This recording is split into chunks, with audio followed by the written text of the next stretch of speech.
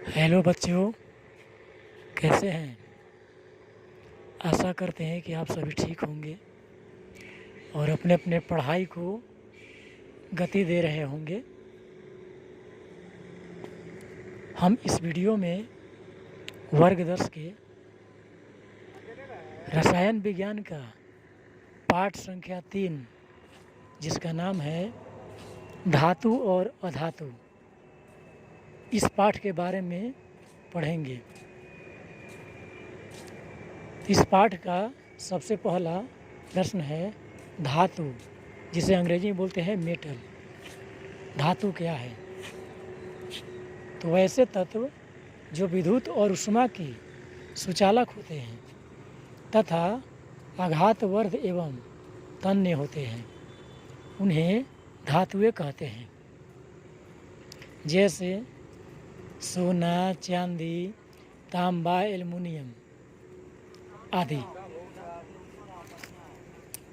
कहने का मतलब है कि जितने भी तत्व हैं उसी में कुछ धातु होते हैं, कुछ अधातु होते हैं। तो जो धातु होता है वो विद्युत और ऊष्मा दोनों के लिए ही सुचालक होता है। सु का मतलब होता है अच्छा, चालक मतलब होता है चलाने वाला। अर्थात ये ऐसे पदार्थ हैं, तत्व हैं कि जिसके एक छोर पर यदि हम ऊष्मा या विद्युत धारा को टच करेंगे, संपर्क करेंगे, तो दूसरे सिरा पर भी चला जाएगा। हमारा अगला स्टार है अधातु, जिसे अंग्रेजी में नॉन मेटल बोलते हैं। वैसे तत्व जो विद्युत और ऊष्मा के कुचालक होते हैं तथा आघातवर्ध एवं तन्य नहीं होते हैं, उन्हें अधातुएं कहते हैं। जैसे आयोडीन, कार्बन, सल्फर आदि। यहाँ पर धातु और अधातु में कुछ ऐसे शब्द आए हैं जैसे सुचालक, कुचालक, आघातवर्ध और तन्य। तो आइए इनके बारे में जानते हैं। सुचालक का मतलब हुआ जो एक अच्छा चालक है, जिससे धारा और विद्युत आसानी से गुजर सकता है।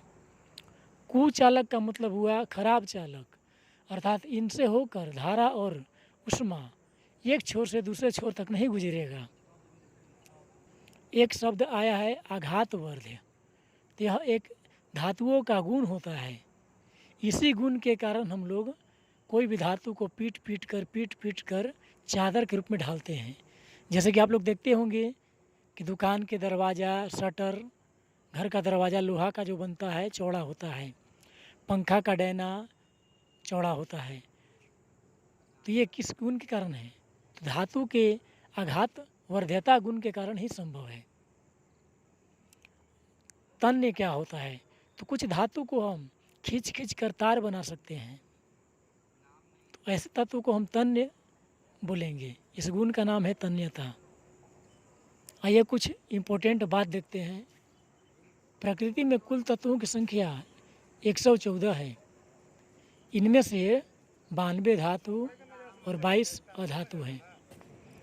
ऐसे वर्तमान समय में कुल तत्वों की संख्या 118 हो चुकी है, परंतु आपके सिलेबस के अनुसार 114 ही है, जिनमें से 92 धातु, 22 अधातु हैं।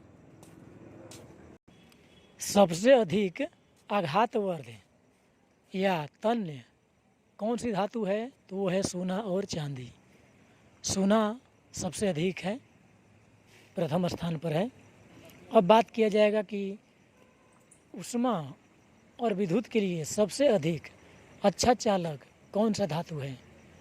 तो सबसे अच्छा चांदी है, उसके बाद तांबा है, एल्युमिनियम है, तब लोहा है।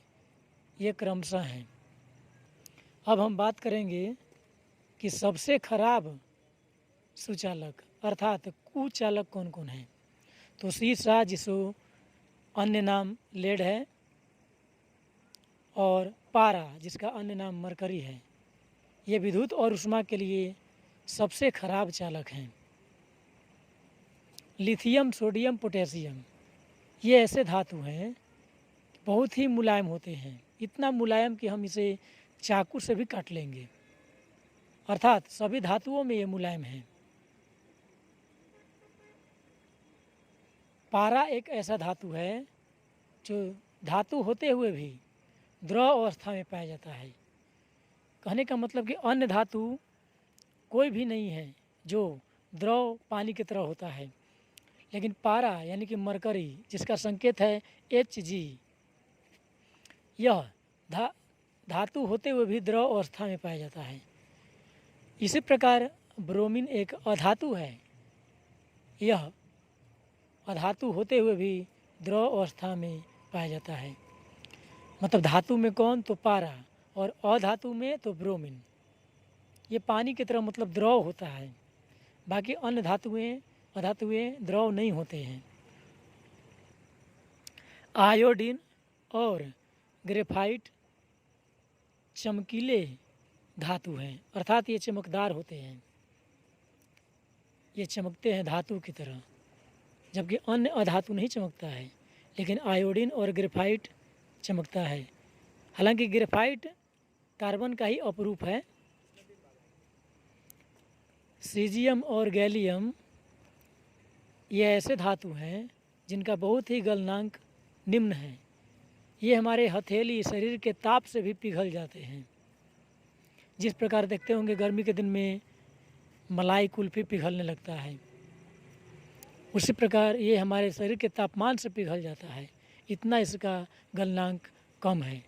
बाकी अन्य धातु जल्द नहीं गलते हैं क्योंकि गलनांक उनका काफ़ी उच्च होता है। अब गलनांक इनका उच्च क्यों होता है? क्योंकि उनमें आयनिक यौगिक वाला बंधन होता है। 22 अधातु तत्वों में 10 ठोस, 1 द्रव और 11 गैस है। जैसा कि कार्बन क्या है तो एक अधातु है। अब कार्बन 3 अवस्था में पाया जाता है, मतलब इसका 3 अपरूप होता है, हीरा, ग्रेफाइट, फ्लूओरिन।